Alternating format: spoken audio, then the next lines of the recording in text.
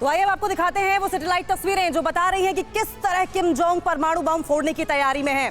Graphics के जरिए समझाएंगे। ये सैटेलाइट पुंगेरी न्यूक्लियर टेस्टिंग की है।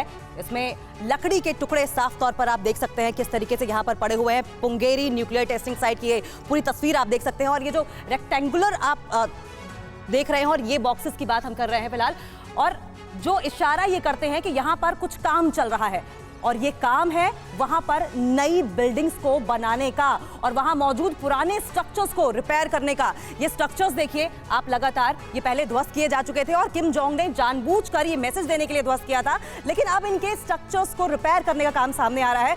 अब ये दूसरी सैटेलाइट तस्वीर भी हम आपको दिखाते हैं। देखिए अब आपको दूसरी सैटेलाइट इमेज दिखाई जाएगी। इसमें पुंगेरी न्यूक्लियर टेस्टिंग साइट पर सुरंग का पहला पॉइंट और दूसरा पॉइंट दिखाया जा रहा है। ये देखिए, ये सुरंग का पहला पॉइंट है और ये दूसरा पॉइंट है।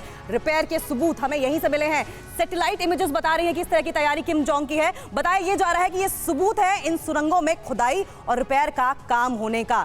तो देखिए किस तरीके से किम जोंग इस वक्त परमाणु हमले की तैयारी कर रहे हैं, या न्यूक्लियर टेस्ट किस तरह का है, ये बॉम्ब का इस्तेमाल कहां किया जाएगा, ये तमाम सवाल बन रहे हैं। और इन सवालों का जवाब लेने के लिए हम लोग कर लेंगे सीधे मेरे सहयोगी आशीष जुड़े हुए हैं। आशीष, अब न्यूक्लियर बॉम्ब के इस्तेमाल की बात हो रही है, टेस्टिंग की भी बात सामने आ रही है, ये टाइमिंग बहुत इंपॉर्टेंट है और ऐसे में सबसे पहले अगर नॉर्थ कोरिया कुछ करता है तो जाहिर तौर पर सबसे पहले मैसेज देना होता है अमेरिका को और साउथ कोरिया को। ये टाइमिंग इंपॉर्टेंट है और उसके बाद यही टाइमिंग क्यों चूज की गई, और साथ साथ ये भी क्या इस कदम के बाद नॉर्थ कोरिया के वर्ल्ड वॉर की आशंका और ज्यादा बढ़ जाती है?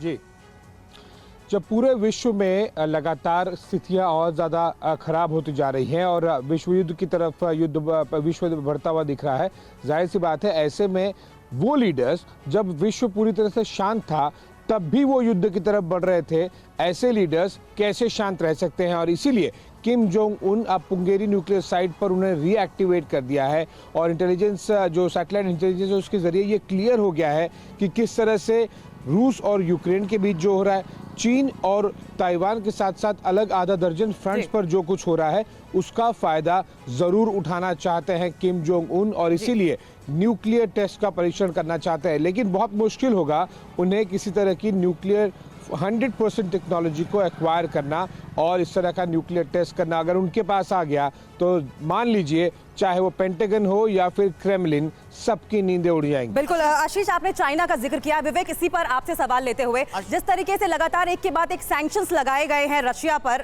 और जाहिर तौर पर बौखलाया हुआ है, और क्योंकि रशिया और चाइना बैकएंड से मिले हुए हैं आपस में, क्या ये समझा जाए कि एक नॉर्थ कोरिया मोहरे के तौर पर चीन की ओर से इस्तेमाल किया गया है पूरे, अगर सिचुएशन को पूरे परिप्रेक्ष्य में देखें तो? देखिए अंकिता, जो आशीष ने बात शुरू की है मैं उसको आगे बढ़ा रहा हूँ, और आपने जो कहा वो बिल्कुल सही बात इसलिए है क्योंकि रूस और चीन ही नहीं, अमेरिका के जितने दुश्मन इस दुनिया में हैं वो सब अब अमेरिका से हिसाब चाहते हैं। नॉर्थ कोरिया उसमें नंबर 1 है, तानाशाह है, दुनिया में किसी भी सरकार की वो बात सुनने को तैयार नहीं है, कभी किसी सरकार से उसके अच्छे संबंध नहीं रहे। आज मिलिट्री परेड निकलनी है नॉर्थ कोरिया में, वो ताकत अमेरिका को दिखाएगा। चाइना ताइवान के बहाने अमेरिका को आंखें दिखा रहा है, रूस यूक्रेन के बहाने अमेरिका को आंखें दिखा रहा है, और रूस के टारगेट पर यूरोप के कई देश ऐसे हैं जो अमेरिका के अलायंस हैं, अमेरिका के पार्टनर हैं, अमेरिका के करीबी हैं, और अब वो रसिया के टारगेट पे हैं। उधर आप मिडिल ईस्ट में जाएंगे तो ईरान अपना हिसाब बराबर करना चाहता है, जो आर्मी जनरल सुलेमानी को अमेरिका ने मारा था। तो कई ऐसे देश हैं जो अमेरिका से न केवल हिसाब चाहते हैं बल्कि वो विवेक तमाम वॉर फ्रंट खुल गए हैं। परवाह देश की, सोमवार से शुक्रवार रात 10 बजे TV9 भारतवर्ष पर।